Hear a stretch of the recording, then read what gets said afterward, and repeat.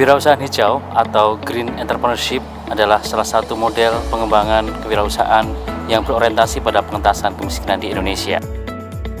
Gagasan kewirausahaan hijau atau Green Entrepreneurship sebenarnya bersumber pada paradigma pembangunan berkelanjutan. Paradigma ini menitik beratkan bagaimana kemudian keseimbangan ekologis, keadilan sosial itu menjadi bagian penting di dalam rangka mendorong program-program pengentasan kemiskinan yang ada di masyarakat. Ngelanggeran yang terletak 30 km dari Yogyakarta menyimpan banyak potensi sumber daya alam, tapi di sisi lain tentunya isu kemiskinan masih menjadi masalah bagi mereka. Sehingga konsep Green Entrepreneurship ini menjadi bagian penting bagi masyarakat untuk mengembangkan dan menjadi bagian dari bagaimana mereka mampu mengentaskan kemiskinan.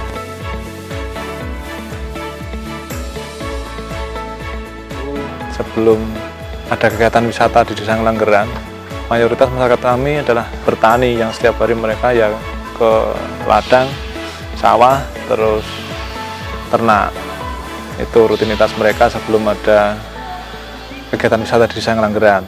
Setelah ada kegiatan wisata di Desa Ngelanggeran, masyarakat kami sedikit berubah. Yang pertama mereka bertani, kemudian ada tambahan penghasilan dari ikut mengelola kegiatan wisata, juga ikut membangun kegiatan tersebut. Jadi mereka mendapatkan tambahan kegiatan, juga tambahan ekonomi dari kegiatan kepariwisataan. Lalu, bagaimana cara kelompok-kelompok pemuda sadar wisata bekerjasama dengan pemerintah daerah untuk meningkatkan potensi pariwisata di Ngelanggeran? Memang Pokdawis Desa Wisata Ngelanggeran ini diawali dari kegiatan awal mulanya adalah kegiatan anak-anak muda yang tergabung di dalam Karang Taruna pada waktu itu sekitar tahun 1999.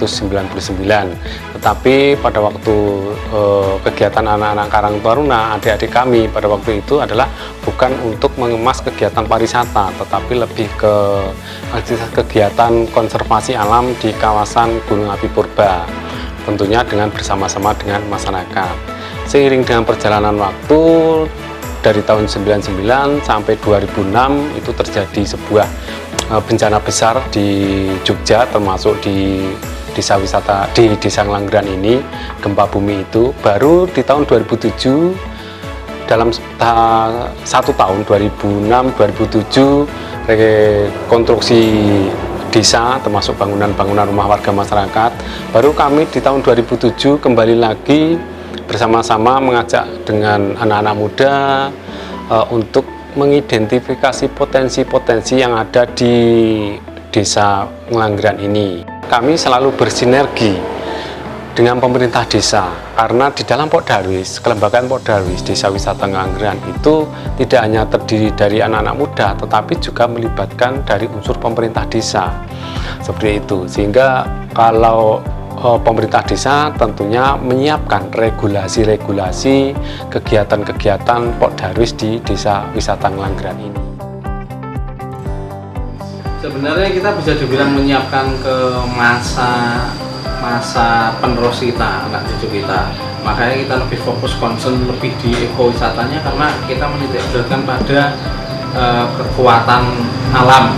Kita di Gunung Ngelanggeran karena sudah digerakkan Tuhan kawasan Gunung Api Purba ini. Mungkin bisa dibilang di Indonesia yang model seperti ini bisa dibilang hanya satu di kita. Nah, kita lebih menyiapkan di situ, Mas. Karena ini yang bisa diwariskan dan tidak akan hilang.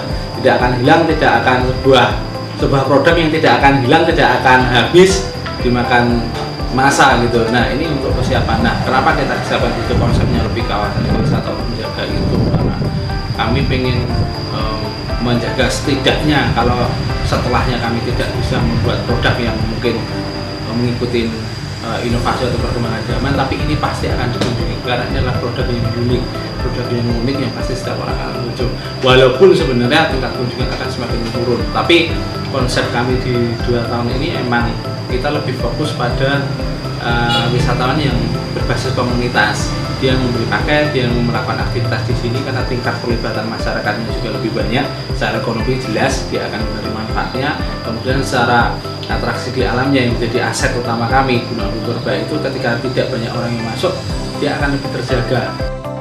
Keberhasilan dalam meningkatkan ekonomi di Desa Wisata Ngelanggeran juga dibarengi dengan peran ibu-ibu yang tergabung dalam kelompok kuliner yang ada di Ngelanggeran. Salah satunya adalah kelompok kuliner Purbarasa. Secara otomatis dulu kelompok kuliner ini menyatu dengan kelompok Gria Coklat Mbak, karena setelah ada kelompok kuliner Purbarasa kita ada pendampingan. Pada waktu itu pendampingannya dari Bank Indonesia. Nah, dari Bank Indonesia itu yang didampingi awalnya adalah Gapoktan.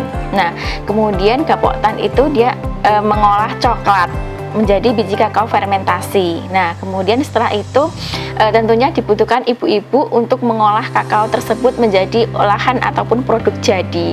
Nah, kami bekerja baik dengan wisata Mbak, karena memang wisata ataupun Pok Darwis yang ada di Ngelanggeran ini membantu kami di dalam memasarkan produk-produk kami.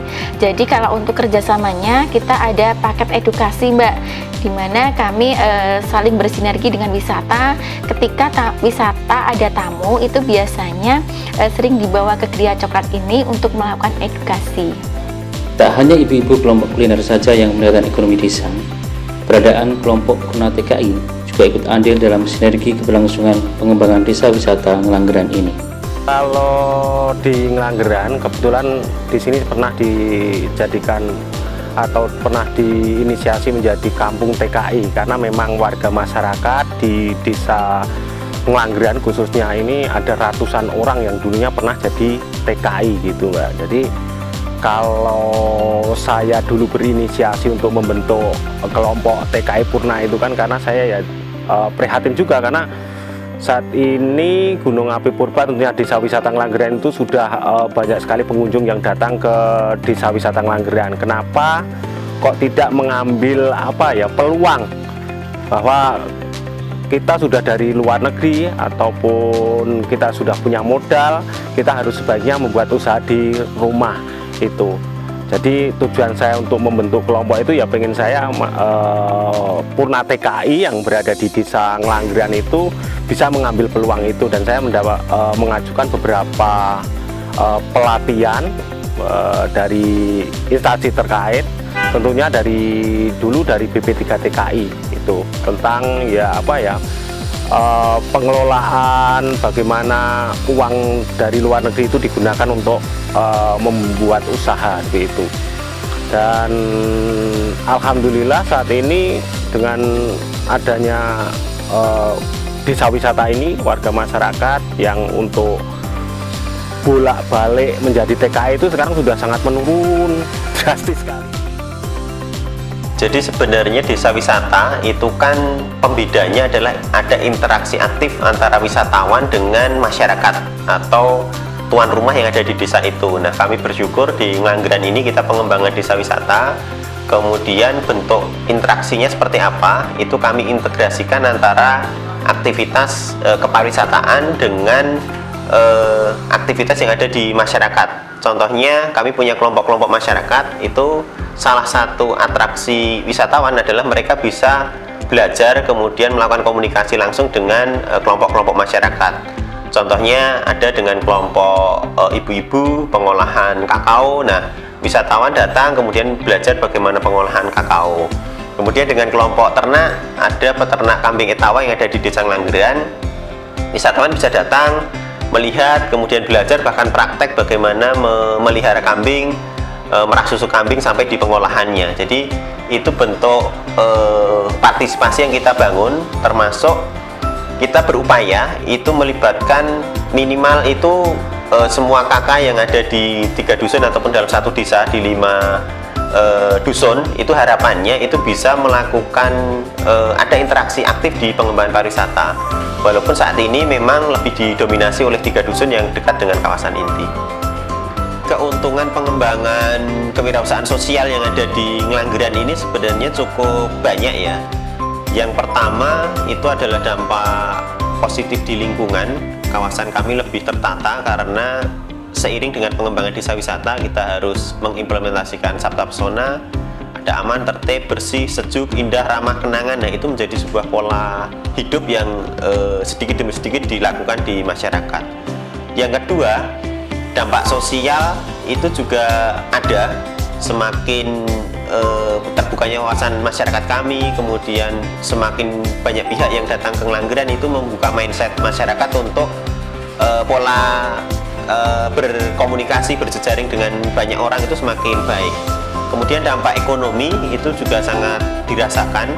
Alhamdulillah saat ini ya hampir semua masyarakat itu mendapatkan tambahan dari kegiatan kepariwisataan, dan kadang tambahan itu lebih banyak dibandingkan pekerjaan utamanya, karena seiring dengan semakin berkembangnya desa wisata di Ngelanggeran ini, pendapatannya juga meningkat.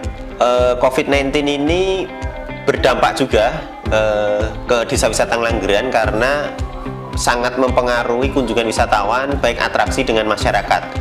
Ini kan perpindahan orang itu menjadi masalah, padahal pariwisata itu ya orang harus berpindah satu daerah ke daerah lain. Yang kita lakukan untuk mengatasi itu adalah ya sebenarnya tidak mengatasi, tapi mencoba bersahabat ataupun menerapkan protokol kesehatan, itu coba kita terapkan.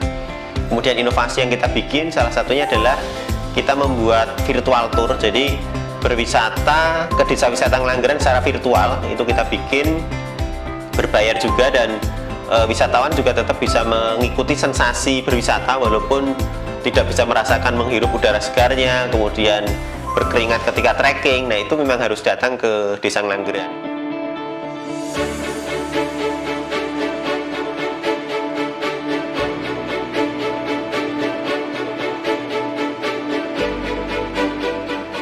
Keberhasilan Desa Ngelanggeran tidak lepas dari peran pemuda di dalamnya.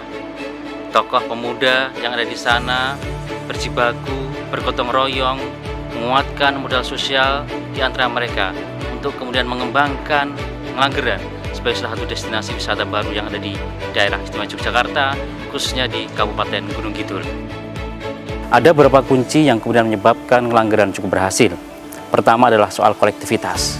Kolektivitas warga masyarakat terlihat cukup kental. Suasana agraris, suasana kultur masyarakat pedesaan yang cukup kuat menjadi salah satu kunci keberhasilan mereka mampu merawat, mampu mengoptimalkan potensi-potensi modal sosial yang ada pada mereka. Yang kedua, soal kelembagaan ekonomi. Kelompok sadar wisata yang ada di Ngelanggeran ternyata mampu menyediakan berbagai potensi-potensi sumber daya alam yang ada di sana. Baik itu dari sisi Ngelanggeran Mart, kemudian dari embung, kemudian juga dari berbagai potensi-potensi pengolahan sampah yang dikelola oleh ibu-ibu.